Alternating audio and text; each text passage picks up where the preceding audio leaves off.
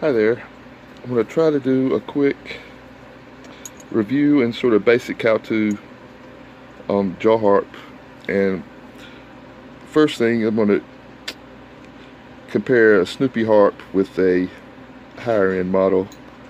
This is a Glazerin Rainbow. It costs basically 10 times more than a Snoopy, which I have a sort of a bone to pick with Snoopy harps because I think they sort of give people a bad rap because they're hard to play and make a good sound on, and they're so popular. So while I'm all for spreading jaw harp around, I'm sort of leery about this. This one wouldn't even play out of the box. I had to bend it and force it into shape. So let me first, I want to play one then the other, so with basically the same intensity of breath, so you can sort of see the difference in sound. And then I'll sort of give a quick how to get started on one of these Snoopies. Because I'm assuming if you have one of these, you're going to have a Snoopy first, or have some knowledge of how to play. So, okay, first the Snoopy harp.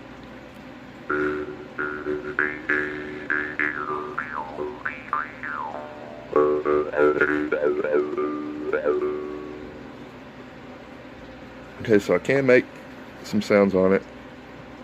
Okay. The same intensity.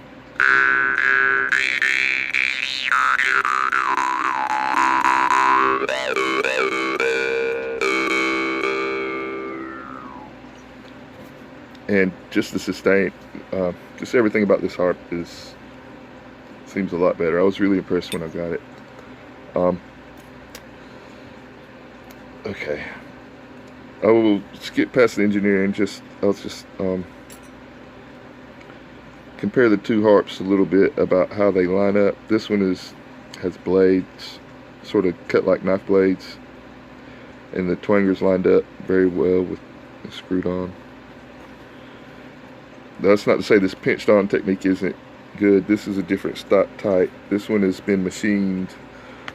This one has been, well, machined too, but it's been bent. Instead of being done on some sort of laser cutter or water pressure cutter, this one's bent from stock, square stock, and a piece is filed out here, and then it's bent and crimped to fasten this spring steel twanger, which the Snoopies out of the box weren't all exactly lined up. Like I said, I had to bend this one into shape to get it playable. But ideally, the twanger will be exactly between these, and these will be lined up to make the sound even. Like if they're one's way off, the sound comes in the side. It's just not going to make the twanger go back and forth even. But okay, now playing this, here we go. The most common mistake I'm seeing on these beginners, with beginners, is they're biting on this part, on the edges, which is not the correct technique. The correct technique is to take your teeth, like these are my choppers right here, and place them on these slanted edges here. See this? Okay, so it's a square. So this top edge that goes into your mouth is like this angle. Your top teeth will go in the middle of this piece right here. So you'll hold your teeth firmly, or you'll hold your teeth spread apart like this at a certain angle so that you can press this in there and wedge it into place, sort of, where it won't move and vibrate. If you see what I mean, like this side and this side form like a little wedge, so your teeth have that much space that you can hold them apart and push this in there, and then you'll be able to seat it securely on your teeth, and this twanger will be able to go between your teeth. And then your lips actually rest on these surfaces here, the very edges. So again, okay, I'm going to show you what happens when, don't do this, when you're hitting the twanger, you want to have it securely to your teeth. There's different ways to hold it. This one, I just put my thumb sort of in this recess here on this inside, and then my 2 fingers. So see, I can kind of push like that. There's a million different ways to hold it, and so you have to develop your own. And each different harp sort of has its own little way to hold it, but this is just, I'm going to hold this one. So I can push it into my teeth as they're spread apart a little bit. Careful as you put them on there, don't hit it. This is steel, you know, or whatever yours is made of. And then rest the lips on the edge. Gently, they just fall into place, but they kind of touch right there. So now I can hit the twanger. You're going to kind of keep your motion in line with it. You don't want to hit it up or down because it can cause problems. And also, you don't want to hit the twanger and then root it in your mouth while it's still hard. Watch, this is what happens. You hear that buzzing sound? That is these square pieces rattling around against my teeth because I'm not pressing it firmly at that time. Okay, so step 1 is just getting the right, and you can breathe.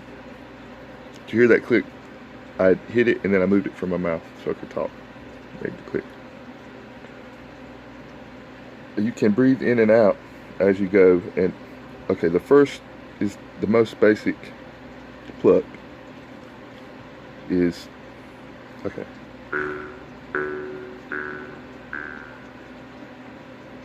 Now you're going to eventually learn to move the inside of your mouth to make the tones go up, but the most basic rhythm sort of aspect is the breathing in and out. So now you're going to want to vary that up through your song. So you want to start off sort of with long tones, then go breathe in and out to make it like this.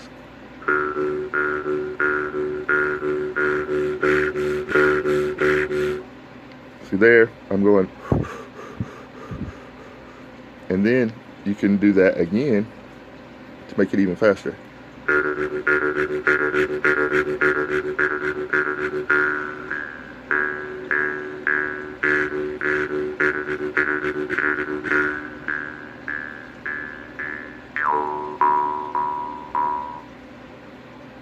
So that's your basic rhythm type that you're going to play with. Faster, shorter, longer. You'll hold your breath for a time. You'll take pauses. You'll go faster for a long time. I mean, whatever your play style dictates to you, that's what you're sort of going to go for. Okay. Now, more about how to make this sound with the different tones.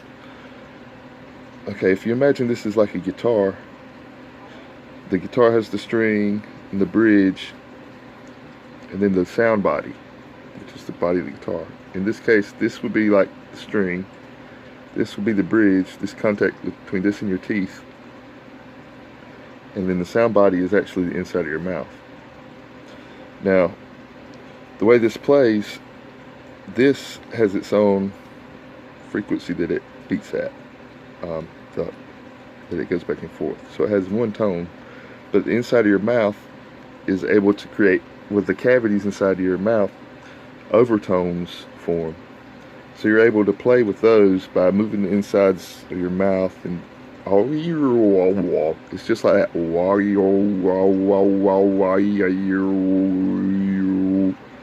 You hear that weird sound? That's sort of what you're doing with this, but this is making the sound instead of your voice.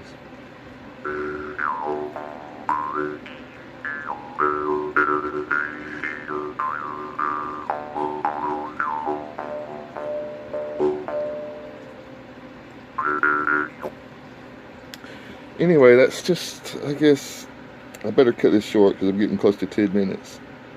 But that gives you a basic introduction how to with a Snoopy harp. So if you have any questions, ask them and I'll get back to you.